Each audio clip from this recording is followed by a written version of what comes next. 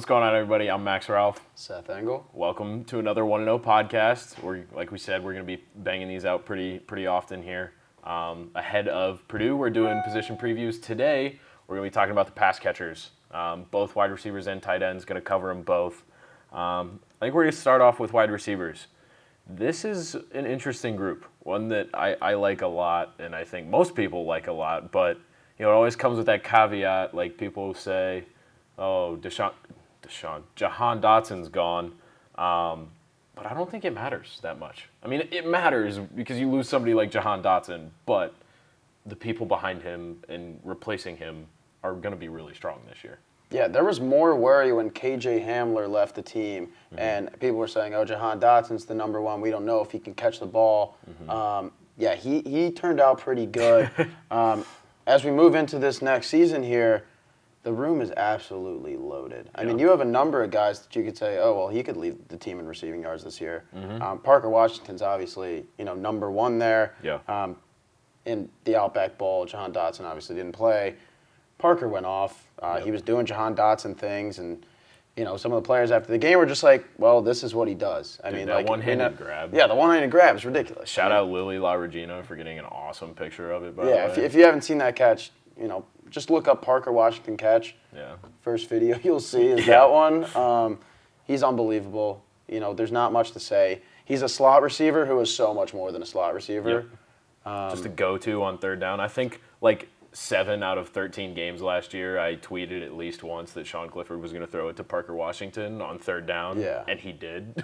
he just gets open all the time. Put him against zone and you're done. You just can't. It's terrible. And much like KJ Hamler or Jahan Dotson, Parker's not the most physically gifted receiver on the planet. Yeah. Not even close to that.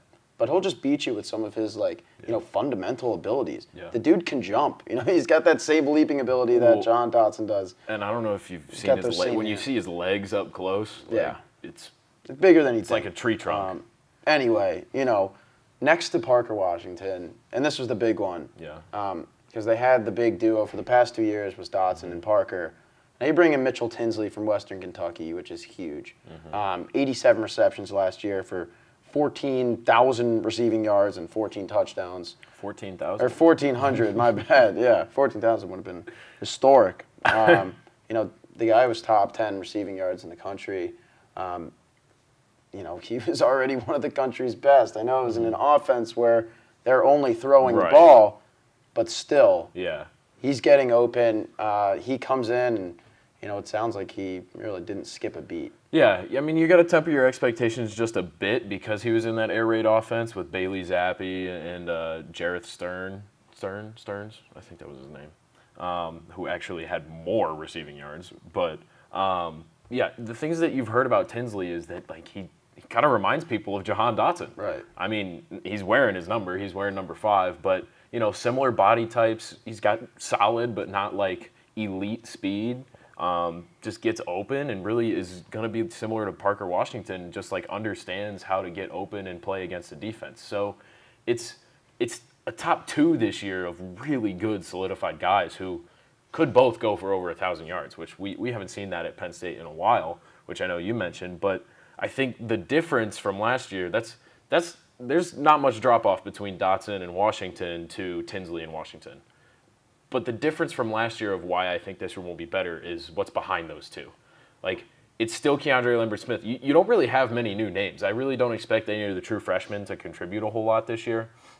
But it's just the same names having another year in Mike Yurcich's system, having another year to strengthen up. And a lot of those guys were young last year. We're talking Keandre Lambert-Smith, Malik Mega, Jaden Dotton could be there. Trey Wallace. Trey Wallace has gotten rave reviews in his second year here. There's a lot of guys behind those top 2 that I expect to do well this year. Yeah, and Keandre Lambert-Smith, first off, I think he was great last year in his role. 447 receiving yards, 2 touchdowns. I think this year he could break 500. Yeah. Depending on how they tailor their offense, because last year they were throwing the ball a ton just because the running backs weren't necessarily, performing at the highest level, so they had to throw the ball a lot. If it's that same type situation or even something remotely close to that, I think Keandre Lambert-Smith has a breakout year this year. He's wearing number 1. I think that. that's sexy in a wide receiver. I love that in a wide receiver. Yeah. Wearing number 1, man. I think it's a statement for him too. Honestly, yeah. And I think, I mean, Keandre's never been one. You know, you ask James Franklin, you ask any of the coaches about him. He's always like, one of the first things is that he's fiery. Like, he plays with a lot of emotion. Yeah. And you can tell when you talk to him. He's one of those guys, and I love the switch to number 1. Right. I think it's a statement for him. Because, like, you're wearing number 1. Like, you got to perform. Like, you can't go out there and wear number 1 and just be nothing. Plus, he's taking it over after Brisker. Sure. Like, I think it's a statement. And I loved what I saw from Keandre in the blue-white game. I thought his routes were really crisp. I really think he'll fit into this offense really well as a number 3. Yeah, and more off-the-field type stuff, too. He was a guy that, you know, I think was really vocal early on when he stepped onto campus. Just as a young guy, he was super confident, also super competitive, and I don't know if that necessarily rubbed the right way with the coaching staff. But we talked to, you know, the coaches in the spring, and they're saying, you know, this guy's matured so much. Yeah. You know, he's still got that same competitiveness, that same confidence, but he's tailored it, you know, to a better degree where he's not like, you know, necessarily getting in guys' faces and whatnot. Right. And he said that too. You know, he said that he thinks he's matured a lot going into the next year, and he's always held that the mental game has been like one of the biggest things for him. And it's tough, dude. I mean, those first couple of years as a college athlete, when you start to realize like this is not high school anymore. Like, you know, there are guys that could, you know, that are better than me, right? And that hasn't necessarily been the case for a lot of, you know, these players where they come from. Especially Keandre, where he played was, you know, in Virginia. His team rolled to a state championship, like, and he was by far the best player on the field every game. And he comes in and he's behind, you know, Parker Washington, who's the same age as him. And Washington's the same age. They both started as freshmen. Yeah. And Washington caught a lot of touchdowns as a So freshman. I think just like getting into that role, I think is really important, just in maturing. And now he's in that same role again, but he knows what he has to do, and I think that's great. Next to him, you mentioned Malik Mega.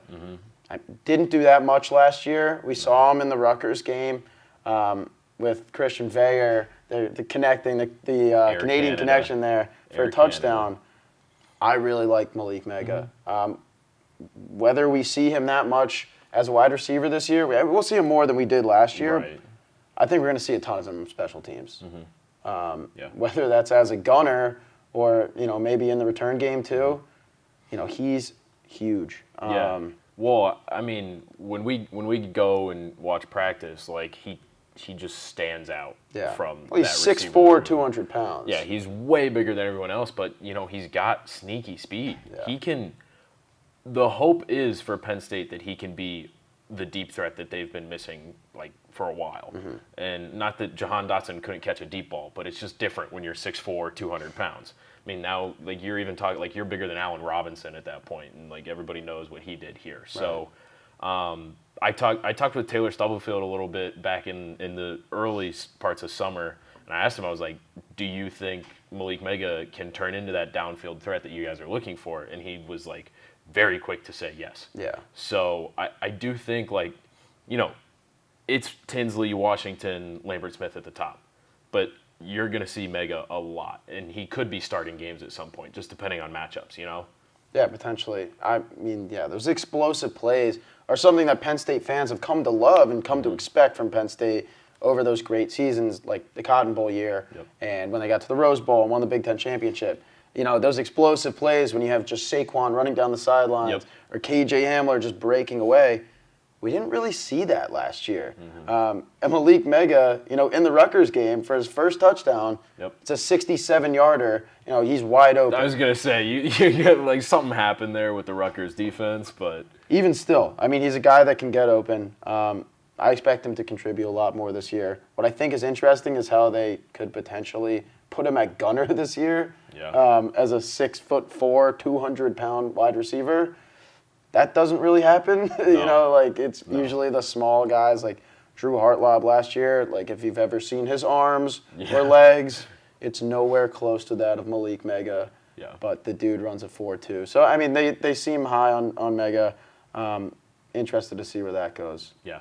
And then we didn't talk a whole lot about Harrison Trey Wallace, but he's coming into his second year, redshirted last year, and he was a 3-star recruit, but he's apparently been one of the most impressive young guys in that room. So I think the difference from last year is depth, and it's not a lot of different names. It's just more experience, and that's what happens. Right. And I think it's going to be an exciting room that really will impress. I mean, James Franklin said himself that while you can't have one person replace Jahan Dotson, he thinks the group has a chance to be better. On the other side of the pass-catching spectrum, tight ends have been a long maligned group here at Penn State. Once you got rid of Pat Freiermuth, this group has really underwhelmed. Last year, James Franklin says we've got the best tight end room in the country. This year, the coaching staff is all saying the same thing. So honestly, like, I think from an on-paper perspective, it's true. I really do think it is true. But we have yet to see it play out. Yeah, I mean, it's deep. You know, the reason why I think it sounds or looks as good as it does in practice is because you don't have just one guy standing out above or among the rest. Like, Theo Johnson, Brenton Strange, and Tyler Warren are all capable tight ends in Power 5 football. Right. It's just a fact. They could all start on other programs. They have all three of them. It's just a matter of how you work with that tandem. Because it's not like you have, you know, one Mike Gesicki or one Pat Freiermuth. But I think this year you're going to start to see, you know, one guy pop out, and I think that's going to be Theo Johnson. I would agree. I think that athletic ability is something that they've kind of, you know, missed in their number one tight end. It's something that Gesicki, you know, surely had and still has. Yeah. Freiermuth the same way. I mean, Theo Johnson is really fast. He runs, you know, a 4.4, 4.5. At 6'6", 240 pounds. And he's massive. Yeah. He's got great leaping ability. I almost wish they played him, you know, more last year. I didn't love Brenton Strange at certain points of the year.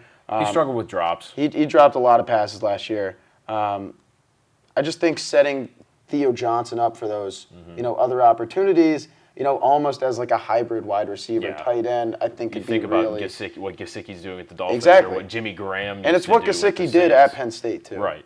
Yeah. No, I 100% agree. I think it's time for Mike Yurcich to let Theo Johnson loose. He expects to use him in some split packages as a wide receiver, but I think the reason this group struggled so much last year, you know, it's a combination of things. Mike Yurcich was in his first year. Offensive line struggled. Like, you needed pass protection help. But another big thing that we kept hearing was that the tight ends really struggled in the run blocking game. Right. Which, if you can't do that, well, you're not going to get rewarded with, you know, splitting out wide and throwing passes to you. So I think that's part of why Brenton Strange played more last year too. I think he was probably a little farther along with his run blocking ability than some of the others were. I still think Brenton Strange is a good tight end. I still think he's a Big Ten tight end. I think he can play. He needs to clean up the drops, but I think he's athletic enough. He's strong enough. He's a good run blocker. Like, I think he's good enough. But Theo Johnson just has that athletic ability to take it to the next level. Yeah, I mean, you say Brenton Strange. You know, he's a Big Ten tight end, obviously capable. When I look at Theo Johnson, I see NFL tight end. I see, you know, an NFL future there. And I'm not saying I don't see that for Brenton Strange. It's just not. It's not as like. I don't see Brenton Strange being a star at the next level. Yeah. I see Theo Johnson potentially, being a Mike Gesicki or something like that.